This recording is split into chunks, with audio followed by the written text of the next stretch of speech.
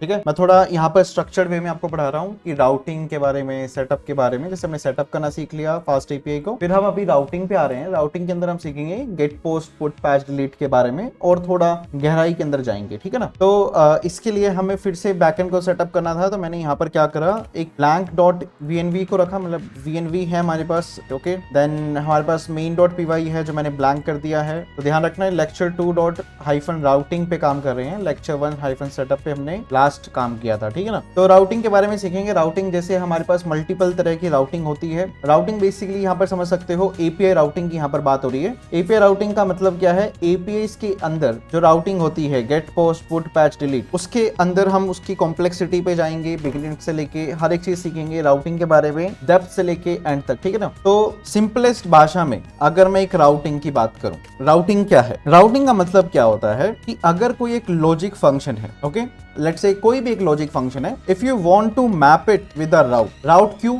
क्योंकि जो front end के पास जाएगा वो एक राउट होगा, बैकएंड का एक राउट आ गया। तो राउटिंग से क्या है कि हम एक राउट बनाते हैं, उस राउट से हम एक लॉजिकल फंक्शन को क्या करते हैं, कनेक्ट करते हैं, ठीक है। तो सिंपलेस्ट भाषा में अगर आप समझना चाहो तो यहाँ पर ये है कि एक जब HTTP रिक्वेस्ट को is map with A logic function, या फिर आप सिंपल भाषा में बोल सकते हो कोई भी एक पाइथन फंक्शन के साथ हमारी राउटिंग क्या करती है, एक HTTP रिक्वेस्ट को मैप करने का काम करती है एक पाइथन फंक्शन के साथ, ठीक है। जैसे कि हमने लास्ट क्लास के अंदर देखा था कि जो मेन डॉट पीवाई है उसके अंदर हमने जो स्लैश बनाया ऐप डॉट गेट स्लैश, यहाँ पर क्या है कि एक राउट है जो एक चेक फंक्शन के साथ लिंक हो रखा है। मतलब यूजर जब स्लैश पे जाएगा तो उसको क्या मिलेगा, यूजर जब स्लैश पे जाएगा तो उसको क्या मिलेगा, चेक फंक्शन के साथ कनेक्ट हो जाएगा वो, यही मतलब है इसका, है ना। तो यही काम हमारा राउटिंग करता है। वैसे राउटिंग के बारे में थोड़ा बहुत पढ़ चुके हैं लास्ट सेशन के अंदर, ठीक है, बट स्टिल अभी हम थोड़ा इसी पे फोकस करेंगे आज, ठीक है ना। तो मैंने यहाँ पे लेक्चर 2 पे वापस आ गया हूँ मैं। अब राउटिंग को और थोड़ा और गहराई के अंदर समझते हैं। In a backend application clients communication with the server through HTTP request. तो हमारी बैकएंड एप्लीकेशन के अंदर हमारा जो क्लाइंट है अगर सर्वर से बातें करना चाहता है तो वो कैसे करेगा, HTTP रिक्वेस्ट भेजेगा। HTTP रिक्वेस्ट कैसे भेजा जाएगा, राउट के थ्रू, सिंपल बात है। तो राउट जो है कह सकते हो बहुत फंडामेंटल चीज है और नेसेसरी है सीखना। नेसेसरी बोल रहे हो क्योंकि इसके बिना आपका काम चलेगा ही नहीं। इसके बिना आपके Python function normal Python function है वो कहीं यूज नहीं हो सकते, मतलब यूज तो हो सकते हैं but with in the server. अगर आप चाहते हो कि आपकी एप्लीकेशन लाइक मल्टीपल यूजर्स को टारगेट कर सके, डिफरेंट क्लाइंट्स को टारगेट कर सके, तो उस केस में आपको यही चाहिए कि आपकी एप्लीकेशन जो है, आपकी एप्लीकेशन क्या हो सके, इजिली राउट हो सके, ठीक है ना। जब तक राउटिंग नहीं होगी तो वो कनेक्शन नहीं बिल्ड हो सकता फ्रंट एंड के साथ, ठीक है ना। तो राउटिंग काइंड ऑफ एक नेसेसरी चीज है, फंडामेंटल चीज है जो होनी ही चाहिए, ठीक है। तो हमारी जो फ्रंट एंड रिक्वेस्ट होती है जो यूजर के फ्रंट एंड से आती है, उस फ्रंट एंड रिक्वेस्ट को जोड़ने का क्या काम कर रहे हैं, पाइथन फंक्शन को जोड़ने का काम होता है, राइट। इसके बीच में क्या लगती है, राउटिंग लगती है, सिंपल बात है। इसी को हम राउट बोलते हैं, राउटिंग बोलते हैं। राउटिंग यही करती है, जो फ्रंट एंड की रिक्वेस्ट है उसको एक पाइथन फंक्शन के साथ जोड़ना एक राउटिंग है। अब जो फ्रंट एंड की रिक्वेस्ट होती है उसके अंदर बहुत सारी चीजें हो सकती हैं। जो फ्रंट एंड की रिक्वेस्ट है ना उसके अंदर मल्टीपल बहुत सारी चीजें होती हैं, बट स्टिल हम उसको चार चीजों में डिवाइड करते हैं। फर्स्ट HTTP मेथड, कि फ्रंट एंड ने कौन सा मेथड यूज करा है, लाइक उसने गेट यूज करा, पोस्ट यूज करा, पुट यूज करा, पैच यूज करा, डिलीट यूज करा, जो भी है ना, HTTP मेथड। सेकंड URL, कौन से URL पे हिट करा, like base of our backend server slash users, मतलब वो URL हो गया तो उसने उस URL पे हिट करा। उसके साथ उसने क्या पैरामीटर्स पास करे, पैरामीटर्स क्या हो सकता है, कुछ डेटा हो सकता है कि उसने कुछ डेटा पास करा हमारे URL के अंदर, बताऊंगा कैसे पास करते हैं पैरामीटर्स। बॉडी क्या होता है, बॉडी बेसिकली जो डेटा कैरी करती है, data carries for of API का क्या करती है, वो डेटा को कैरी करती है। मतलब बोल सकते हो कि हमारे राउट के लिए डेटा को कैरी करना, या फिर हम सिंपल भाषा में समझते हैं कि फ्रंट एंड को मान के चलिए कुछ ज्यादा डेटा भेजना है, जैसे कि कोई फाइल भेजनी है, या फिर यूजर की साइन अप रिक्वेस्ट में जो 4-5 फील्ड का जो साइन अप डेटा है, लाइक नाम, मोबाइल नंबर, ईमेल, पासवर्ड, है ना, ये सब भेजना है, तो वो डेटा कहां पर कैरी किया जाता है, उस रिक्वेस्ट में, बॉडी के अंदर, ठीक है। और अगर URL के अंदर कुछ एक्स्ट्रा डेटा पास करना है, लाइक आईडी पास करनी है, कोई छोटा मोटा डेटा पास करना है, उसको पैरामीटर बोलते हैं। तो पैरामीटर्स, तो बेसिकली जो फ्रंट एंड रिक्वेस्ट है, यहाँ पर समझते हैं कि जो फ्रंट एंड रिक्वेस्ट है उसके अंदर बहुत सारी चीजें हो सकती हैं। हम उसको 4 चीजों में डिवाइड करते हैं। फर्स्ट, कौन सा मेथड यूज करा उसने, फ्रंट एंड वाले ने, लाइक उसने गेट यूज कर लिया, पोस्ट, पैच, जो भी है। फिर उसने कौन से URL पे हिट करा, ठीक है। फिर पैरामीटर्स, अगर उसने उस URL के साथ कोई पैरामीटर ऐड करे हैं तो। और अगर बॉडी का मतलब क्या है कि उस URL के अंदर अगर उसने कोई स्पेसिफिक डेटा को छिपा के भेजा है तो उसको बॉडी बोलते हैं। तो बॉडी का मेन काम है डेटा को कैरी करना फॉर आवर एपीआई, ठीक है। तो फ्रंट एंड रिक्वेस्ट जो है वो राउटिंग के थ्रू एक पाइथन फंक्शन के साथ कनेक्ट होती है। तो यहाँ पर जो राउटिंग होती है ना वो मेन हिस्सा यहाँ पर निभाती है। उसी राउटिंग से हम ये चारों चीजें जो हैं जो फ्रंट एंड भेजता है वो सब चीजें अंडरस्टैंड कर सकते हैं। समझे? अहमियत समझ रहे हो राउटिंग की क्या है यहाँ पर, मतलब बोल सकते हो अहमियत क्या है, रीजन क्या है राउटिंग का होने का। क्योंकि रिक्वेस्ट फ्रंट एंड से जो रिक्वेस्ट आएगी उसके अंदर मल्टीपल डेटा होंगे, उन सब डेटा को ग्रैब करना, वैलिडेट भी आएगा, आगे जाके वैलिडेशन पे भी काम करेंगे, बट अभी के लिए समझते हैं जो फ्रंट एंड से जो डेटा आएगा वो चार चीजें आ सकती हैं, मेथड, यूआरएल, पैरामीटर, बोर्ड। और वो चारों चीजें कौन हैंडल करेगा? हमारा राउटिंग, राफी बोल सकते हो राउट, या फिर बोल सकते हो जो एपीआई जो हम बिल्ड करेंगे, ठीक है ना। तो राउटिंग सिर्फ पाइथन फंक्शन को कनेक्ट नहीं करती बट साथ में जो फ्रंट एंड की जो रिक्वेस्ट के अंदर जो 4-5 चीजें होती हैं उनको भी हैंडल करती है। पॉइंट आया समझ? तो याद होगा हमने लास्ट सेशन के अंदर ये सब सेटअप करा था, तो मैं इस सबको यहीं पर कॉपी कर लेता हूँ, बार बार लिखने के लिए टाइम खराब हो जाएगा, है ना। तो हमने यहाँ पे क्या करा, फ्रॉम फास्ट एपीआई इंपोर्ट करा फास्ट एपीआई को, ऐप बनाई हमने यूजिंग फास्ट एपीआई और app.get करा ऑन स्लैश, और हमने यहाँ पर एक फंक्शन इसके साथ लॉगिन कर दिया। फिर हम मान के चलते अभी के लिए मैंने यहाँ पर एक यूआरएल बना लिया यूजर्स का और उसको गेट टाइप के लिए रखा, और हमने जो डेफ चेक है ये basically check is a function, ठीक है ना, जो हमने इस यूआरएल के साथ लिंक करा है। तो ऐसा बैकएंड यूआरएल हमने क्या करा, एक राउट बना के दिया। किसको दिया राउट बना के? हमारे फ्रंट एंड वाले को, क्योंकि फ्रंट एंड अब इस पे रिक्वेस्ट भेज सकता है। पॉइंट आया समझ? क्लियर? तो फ्रॉम फास्ट एपीआई इंपोर्ट करा हमने फास्ट एपीआई को, हमने फिर एक ऐप बनाई, ऐप बनाने के बाद @app.get एंड स्लैश यूजर्स हमने यूआरएल रखा, और इस स्लैश यूजर्स पे हमने एक फंक्शन को लिंक कर लिया। पॉइंट आया समझ? सिंपल है। अब बेसिक फास्ट एपीआई का राउट स्ट्रक्चर क्या है यहाँ पर? सिंपल है कि हमने एक स्लैश यूजर्स की एपीआई बनाई है, उस एपीआई के साथ एक फंक्शन को लिंक कर दिया, ठीक है। यहाँ पर जो गेट है ये एक HTTP मेथड है, और स्लैश यूजर्स क्या है? बेसिकली हमारा एक यूआरएल का पाथ बोलते हैं इसे, ठीक है। तो हम अगर हमें चारों तरह के वो बनाने हैं तो हम क्या करेंगे, पोस्ट, पुट, पैच, डिलीट ऐसे ऐसे फंक्शन यूज करेंगे, और हमारे यहाँ पर क्या बन जाएंगे, सबके राउट्स बन जाएंगे। याद होगा लास्ट क्लास के अंदर हम कर रहा था ना, ये हो गए राउट्स बनाने, ये तो हमें आता ही है, तो हमने लास्ट सेशन के अंदर सीख भी लिया था, ठीक है ना। तो यहाँ पर क्या है कि स्लैश यूजर्स पे एक गेट बन गया है, फिर स्लैश पे एक पोस्ट बन गया है, पुट बन गया है, पैच बन गया है, डिलीट बन गया एक पे, फिर डिलीट ऑन स्लैश यूजर्स पे हमने डिलीट भी बना दिया, स्लैश यूजर्स पे एक गेट बना रखा है, और ऐसे ही स्लैश यूजर्स पे डिलीट फंक्शन मतलब कि सॉरी डिलीट मेथड भी यूज हो रखा है, ठीक है। तो आपको पता ही है कि मैंने बता भी रखा है कि जो गेट होता है वो यूज किया जाता है अगर आपको कुछ गेट करना है ना, ये सब चीजें तो हमने कर ही रखी हैं, ठीक है। तो अभी हम इसको थोड़ा सा और इनहेंस करते हैं। अभी के लिए देखो यहाँ पर देखा होगा हमने कि हमने यहाँ पर क्या करा था, सिंपल एक हे वर्किंग स्लैश गेट को यहाँ पर लिंक करा था, है ना। और हम थोड़ा सा इसको सेंसिबल बनाते हैं, ओके। देखिए तो app.get on slash users def करा चेक, ओके। हम यहाँ पे एक इसको नाम भी अब थोड़ा सेंसिबल देते हैं, लाइक गेट यूजर्स, ठीक है। और ये क्या करेगा, यूजर्स को गेट करेगा। तो अभी के लिए हमारे पास यहाँ पर एक लिस्ट है, पाइथन के अंदर एक लिस्ट बना सकते हैं हम। तो पाइथन के अंदर हम एक लिस्ट बना लेते हैं यूजर्स की, जो क्या करेगी, आपको हेल्प करेगी यूजर्स को फाइंड करने में। तो हमारे पास कुछ सैंपल यूजर्स को हम यहाँ पे भर लेते हैं। तो इसके लिए हम यहाँ पर UI को यूज करेंगे, ओके। एंड देन ये हमारे पास कुछ यूजर्स हैं, ओके, बंद कर लेते हैं, ठीक है भाई। तो यहाँ पर हमने क्या करा, एक यूजर्स का लिस्ट बनाया, उस लिस्ट के अंदर यहाँ पर 3 डिक्शनरीज हैं। हम सिंपल भाषा में बोल सकते हैं कि हमारे पास एक ऑब्जेक्ट है, ऑब्जेक्ट एरे ऑफ ऑब्जेक्ट है। अगर आप जावास्क्रिप्ट की नजरों से देखोगे तो पाइथन की नजरों से देख रहे हो तो ये डिक्शनरी बना दी हमने एक एरे एक लिस्ट के अंदर, है ना। तो एक लिस्ट हमारे पास यूजर्स, उसके अंदर डिक्शनरीज है, ठीक है। अब लेट्स सपोज मेरे पास एक गेट यूजर्स की कॉल आती है, और मेरे को करना क्या है, इस पे सारे यूजर्स भेजने हैं। तो मैं यहाँ पे सिंपल काम करूंगा, like I will simply return users. ये क्या करेगा, जितने भी यूजर्स हैं इन सबको क्या कर देगा, रिटर्न कर देगा, ठीक है। चेक करके देख लें इस एपीआई को, ओके। तो हम उसके लिए यहाँ पर क्या करेंगे, हमने एक एपीआई बनाई गेट की, और यहाँ पर सबसे पहले हमें एक टर्मिनल ओपन कर लेना है इस पे, ठीक है। टर्मिनल ओपन कर लिया, फिर source.vnv/bin/activate करा, ओके। सो इस पे चालू हो गया uvcon main:app reload, ओके। सो हमारा यहाँ पे चालू हो गया है। अब यहाँ पर मैंने आपको लास्ट सेशन के अंदर बताया था कि आप पोस्टमैन भी यूज कर सकते हो, बट हम जब फास्ट एपीआई के साथ काम करते हैं तो फास्ट एपीआई के अंदर एक डॉक्यूमेंटेशन जो होती है हमारी एपीआईज की ऑटोमेटिकली क्रिएट होती रहती है। यूजिंग दिस डॉक्यूमेंटेशन आप जो भी एपीआईज आपकी बिल्ड होती है आप उन एपीआईज को यहीं से ही कॉल कर सकते हो।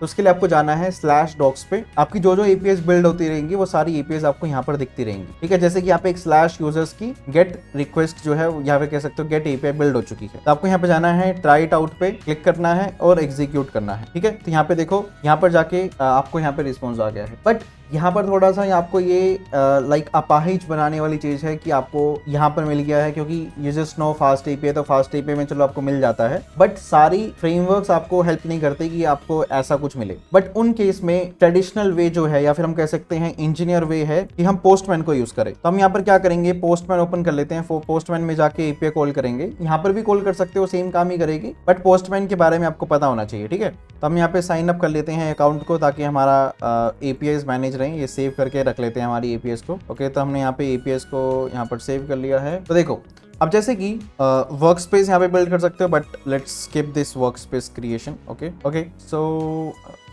मेरा यहाँ पे देखो, हमारे पास सबसे पहले एक वर्क स्पेस सिलेक्ट हो जाता है बाय डिफॉल्ट, तो उसको पर्सनल वर्क स्पेस बोला जाता है। हमने यहाँ पर क्या कर लिया, एक कलेक्शन बना ली, न्यू कलेक्शन, ठीक है। मैं इसको रीनेम कर सकता हूँ, like let's say you just rename with backend fast API development, ठीक है। आपको यहाँ पर एक कलेक्शन बना लेनी है। सबसे पहली चीज, कलेक्शन कैसे बनाओगे, न्यू पे क्लिक करोगे। ओके, यहाँ पे देखो कलेक्शन आता है ना बटन, इस पे क्लिक करके आपको यहाँ पे कलेक्शन बना सकते हो। या फिर सिंपल भाषा में समझो, कलेक्शन क्या है, एक फोल्डर की तरह है बस, ठीक है ना। इस फोल्डर के अंदर आपकी जितनी भी एपीआईज आप कॉल करते जाओगे वो सब स्टोर होती रहेगी। तो मैंने यहाँ पे एक फोल्डर बना लिया, समझ सकते हो। मैंने एक पोस्टमैन के अंदर एक फोल्डर बना लिया, फास्ट एपीआई डेवलपमेंट के लिए मैंने एक फोल्डर बना लिया, कलेक्शन बोलते हैं उसे, ठीक है। यहाँ प्लस पे बटन क्लिक करोगे तो यहाँ पर एक HTTP रिक्वेस्ट ओपन हो जाएगी। अब यहाँ पर समझो कि आपको रिक्वेस्ट भेजनी कहाँ है। देखिए हमारा जो बैकएंड सर्वर है वो किस पे चालू हुआ है, वो समझो। वो चालू हुआ है HTTP 127.0.0.1:8000 पे हमारा सर्वर चालू हुआ है, ठीक है ना। तो अपने को क्या करना है, ये हमारा बैकएंड का बेस यूआरएल है, ठीक है, ये भेज दिया। अब इस बेस यूआरएल के बाद हमारी एपीआई डायरेक्टली /users पे चालू होती है, क्योंकि और कोई तो बीच में इंटरेक्शन नहीं है। तो हमारा /users डायरेक्टली ओपन होगा, तो /users। अब देखो यहाँ पर कि कौन सा रिक्वेस्ट भेजना है, get post put pad delete, यहाँ पे गेट पे ही भेजना है, क्योंकि गेट ही हमारी एपीआई है, तो गेट पे भेज देंगे, ठीक है। अब सेंड करते हैं। Now you can see that same चीज हो रही है। अब यहाँ पर कंट्रोल ज्यादा है, प्रीव्यू, विजुअलाइज, बहुत चीजें आप कर सकते हो, वो टाइम टू टाइम हम समझेंगे। कुकीज भेजनी है, हेडर्स, टेस्ट रिजल्ट, ये सब हम देखेंगे, authorization, headers, body, script, test, settings, एक एक करके सीखेंगे। बट अभी के लिए यहाँ पर जाके आपको वो एपीआई कॉल कर लेनी है, ठीक है।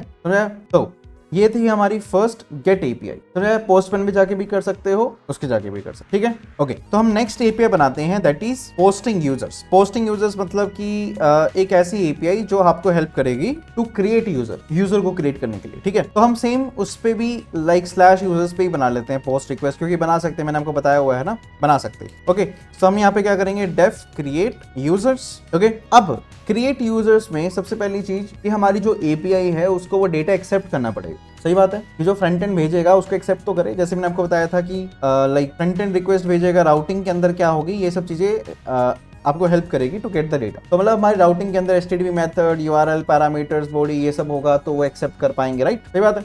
तो अपने को क्या चाहिए यहाँ पर, हमें यहाँ पे सिंपल सी बात चाहिए, दैट इज कि हमारी जो app.post/users है ये हमारे डेटा को एक्सेप्ट कर सके, ठीक है ना। वो डेटा कैसे एक्सेप्ट करेगी, वो डेटा एक्सेप्ट करेगी अभी के लिए बॉडी में, ठीक है। क्योंकि देखो एक यूजर को क्रिएट करने के लिए यूजर के लिए 4-5 डेटा होगा, लाइक यूजर का नाम हो गया, ईमेल हो गया, पासवर्ड हो गया। अभी के लिए हम सिंपल रखते हैं नाम और ईमेल, ठीक है, बेसिक रखते हैं। तो उसको हम किस में भेजेंगे, बॉडी से वो डेटा आएगा। बॉडी का मतलब क्या होता है, दिखाऊंगा बॉडी का मतलब क्या होता है। बट ये समझो कि हमारी एपीआई के अंदर हिडन वे से आप डेटा को शेयर करते हो from front end to back, ठीक है ना। हमारे यहाँ पे पोस्टमैन जो है, जैसे मैं बताया कि वो पोस्टमैन बेसिकली हमारा फ्रंट एंड का काम करता है। ओके, तो गेट क्रिएट यूजर, देखो हमने यहाँ पर एक एपीआई बनाई /users पे, और यहाँ पर होगा क्या, क्रिएट यूजर फंक्शन चलेगा, क्रिएट यूजर्स फंक्शन चलेगा। अब क्रिएट यूजर्स फंक्शन को मेनली करना क्या है कि वो वैल्यू एक्सेप्ट करनी है। सही बात है, वैल्यू क्या करनी है, एक्सेप्ट करनी है। जो फ्रंट एंड से आएगी उसको एक्सेप्ट करना है, क्योंकि फ्रंट एंड तो भेज सकता है आज भी, बट बैक एंड उसे एक्सेप्ट तो करे। सही बात है। एक्सेप्टेंस के लिए आपको यहाँ पर उस बॉडी को एक नाम दे देना है, जैसे कि यूजर न्यू डेटा, जैसे कि मैंने उसका नाम दे दिया यूजर न्यू डेटा। आप कुछ भी नाम दे सकते हैं, ऐसा कोई वो नहीं है, ठीक है। अब दूसरी चीज क्या होती है कि पाइथन के अंदर, मतलब फास्ट एपीआई के अंदर जब भी कोई डेटा आता है तो उसका स्ट्रक्चर डिफाइन करना होता है कि भाई अगर जो डेटा आएगा भी तो हम उसको इस स्ट्रक्चर के अंदर एक्सेप्ट करेंगे। हम ऐसा नहीं कि कुछ भी एक्सेप्ट करने चल रहे हैं, इससे सिक्योरिटी भी इंक्रीज होती है ना। तो काइंड ऑफ हम यहाँ पर क्या डिफाइन कर रहे हैं कि एक सिस्टमेटिक स्ट्रक्चर डिफाइन कर रहे हैं कि अगर यूजर का डेटा आता भी है तो हम इसको इसी वे में एक्सेप्ट करेंगे। तो उसके लिए अब यहाँ पर एक नई लाइब्रेरी यूज होगी, that is known as Pydantic. From Pydantic import करेंगे बेस मॉडल। हमने पाइडेंटिक से क्या मंगा लेना है, बेस मॉडल को मंगा लेना है। ओके, पाइडेंटिक क्या है, अब एक लाइब्रेरी है हमारे फास्ट एपीआई के अंदर जिसका काम होता है स्ट्रक्चर्स को बनाना। ठीक है, आप इसका यूज करके एक स्ट्रक्चर बनाओगे। अब वो स्ट्रक्चर कैसे बनाते हो? Structure is created using a class. Just like आपको पता होगा class is a blueprint of a structure, is a blueprint of data. Data का ब्लूप्रिंट ही होता है क्लास, है ना। किसी भी रिलेटेड एंटिटी पे आप क्या कर सकते हो? एक ब्लूप्रिंट बना सकते हो। तो ऐसे ही यहाँ पर जब आप एक स्ट्रक्चर को डिफाइन करते हो तो आप उसको क्लास से डिफाइन कर सकते हो। पॉइंट आया समझ? तो कैसे करेंगे? देखिए यहाँ पर हमने करना क्या है, क्लास यूजर्स, या फिर हम इसको बोल सकते हैं, अभी सिंपलेस्ट रखते हैं, यूजर क्लास यूजर स्ट्रक्चर करके मैंने यहाँ पर क्या कर दिया, एक क्लास बना ली। अब इसको ये बेस मॉडल जो है देना होता है, मतलब बेस मॉडल का रेफरेंस देना पड़ता है ताकि ये समझ जाए कि आइडेंटिटी को यूज करना है। ठीक है ना। तो class user structure base model, फिर आप यहाँ स्ट्रक्चर डिफाइन करते हो, जैसे कि नेम चाहिए पर नेम का टाइप क्या होगा? str, मतलब स्ट्रिंग चाहिए। ईमेल चाहिए पर ईमेल का टाइप क्या होगा? str। ठीक है, अब स्ट्रक्चर बन गया, क्लास बन गई। अब इस स्ट्रक्चर को डायरेक्टली यहाँ पर रख दो, कॉलन लगा के रख दो। इसका मतलब क्या होगा कि यूजर न्यू डेटा का जो स्ट्रक्चर होना चाहिए वो यूजर स्ट्रक्चर के बराबर होना चाहिए। समझा? अभी के लिए हम लिख सकते हैं यहाँ पर क्रिएट यूजर का फंक्शनलिटी हम लिख सकते हैं, लिख के दिखना है तो यहाँ पे सिंपल काम है। देखो डेटा आ जाएगा हमारे पास यूजर न्यू डेटा के अंदर। हम अभी के लिए सिंपल क्या करते हैं, रिटर्न कर देते हैं, दैट इज मैसेज के साथ यूजर क्रिएटेड एंड यूजर लिख के, और जो भी डेटा आएगा वही हम यहाँ पे रिटर्न भी कर सकते हैं और यहाँ पर मैं इसको प्रिंट भी करा देता हूँ। ठीक है, तो यहाँ पे लाइक बोल देता हूँ डेटा रिसीव्ड, जो भी डेटा रिसीव होगा यूजर न्यू डेटा। क्लियर है? ओके, तो हमारे पास बन गई स्लैश यूजर्स। अब हम यहाँ पर क्या करते हैं, अब इस पे कॉल करते हैं। ठीक है, तो हमें यहाँ पे करना है गेट की जगह पे post call on slash users. Slash users पे क्रिएट यूजर फंक्शन चलेगा। सही बात है। Okay, user new data is equals to user structure, जिसके अंदर हमें नेम और ईमेल भेजना है। तो देखो हम स्लैश यूजर्स पे पोस्ट कॉल करेंगे और इसके अंदर हमें जाना है बॉडी के अंदर। ये देखो बॉडी का सेक्शन है ना, यहाँ पर एक बॉडी सेक्शन है। पोस्टमैन के अंदर जाएंगे, बॉडी सेक्शन में आपको रो के अंदर जाना है और जेसन सेलेक्ट करना है। अभी जेसन क्या है? जेसन एक ऐसा टर्म है, जेसन एक ऐसा डेटा टाइप है हमारे बैकएंड के अंदर जिसका काम होता है, जिसका काम ये है कि हमारे फ्रंट एंड और बैक एंड को एक कॉमन डेटा टाइप देना। देखो फ्रंट एंड मान के चलते हैं कि जावा पे है, जावा स्क्रिप्ट पे है, किसी पे भी हो सकता है फ्रंट एंड, है ना। बैक एंड जावा पे हो सकता है, पाइथन पे हो सकता है, जावा स्क्रिप्ट पे हो सकता है। तो इन सब में डेटा स्ट्रक्चर्स अलग अलग होते हैं। तो जेसन क्या है? एक ऐसा मीडियम है, एक कॉमन मीडियम है। समझे? तो JSON, what is a JSON? JSON is a common medium for our front end and back end, ताकि वो एक दूसरे के साथ क्या कर सकें, डेटा को शेयर कर सके। तो जो आपको फ्रंट बैक एंड से फ्रंट एंड पे भी जो डेटा हम भेज रहे हैं ना, यहाँ पे जो हमने रिटर्न यूजर्स करा, तो अब हमारी fast API, as I said, fast API के अंदर जो फास्ट है ना, इसका मतलब यही है कि आप फास्ट डेवलपमेंट कर सकते हो, मतलब फटाफट डेवलपमेंट कर सकते हो। लाइक और लैंग्वेजेस के अंदर आपको बहुत चीज़ें डिफाइन करनी पड़ती हैं डेटा को शेयर करने के लिए भी, बट यहाँ पे हमने सिंपल लिखा रिटर्न यूजर्स, तो इसने क्या करा, ऑटोमेटिकली उसको जेसन में कन्वर्ट करके भेज दिया फ्रंट एंड को। ठीक है, तो इससे थोड़ी फास्ट डेवलपमेंट होती है। बट यहाँ पर समझेंगे दूसरी चीज क्या है कि जो फ्रंट एंड से भी अगर डेटा भेजना है बैक एंड को, तो वो भी किस में जाएगा? जेसन में। बट फर्क क्या है? फर्क सिर्फ इतना है कि जब वो डेटा रिसीव होता है फ्रंट एंड या बैक एंड पे, लाइक अगर बैक एंड फ्रंट एंड को भेजता है या फिर फ्रंट एंड बैक एंड को भेजता है, तो वो ऑटोमेटिकली उसको अपने हिसाब से क्या कर लेते हैं, कन्वर्ट कर लेते हैं। पॉइंट आया समझ? कन्वर्जन क्या हो जाता है, वो ऑटोमेटिक उसको अपने हिसाब से कन्वर्ट कर लेते हैं डेटा टाइप को। ठीक है ना। तो यहाँ पर भी सीन वही है, हमने यहाँ पर एक स्लैश यूजर्स की एपीआई बनाई जो पोस्ट रिक्वेस्ट एक्सेप्ट करेगी। पोस्ट रिक्वेस्ट पे हम क्या भेजेंगे, यूजर न्यू डेटा, और वो डेटा हमें यहाँ से जेसन में भेजना पड़ेगा क्योंकि ये हमारा फ्रंट एंड का काम कर रहा है। समझ रहे हो बात? ये फ्रंट एंड का काम कर रहे हैं। ठीक है ना, तो हमें जेसन में भेजना पड़ेगा। अब हमें क्या क्या भेजना है? हमें भेजना है नेम हिमांशु। अब यहाँ पर एक थोड़ा सा ध्यान रखना कि जेसन के अंदर जो एक डिक्शनरी होता है, डिक्शनरी की तरह समझ सकते हो, ऑब्जेक्ट की तरह समझ सकते हो जेसन, इसके अंदर आपकी जो कीज होंगी ना, वो भी कोट्स के अंदर होगी। तो नेम हिमांशु, ईमेल, जैसे कि ये ईमेल होगी। ठीक है, अब इसको सेंड करें, ये डेटा एक्सेप्ट हो गया, यूजर क्रिएटेड। अब जैसे कि यहाँ पर एक ध्यान रखो कि हमने जब इसको यूजर न्यू डेटा को एक्सेप्ट कराया, मतलब बॉडी के अंदर इसका स्ट्रक्चर बनवा दिया हमने यूजर स्ट्रक्चर, है ना, कि मतलब इस स्ट्रक्चर के अंदर ही होना चाहिए नेम और ईमेल। समझा?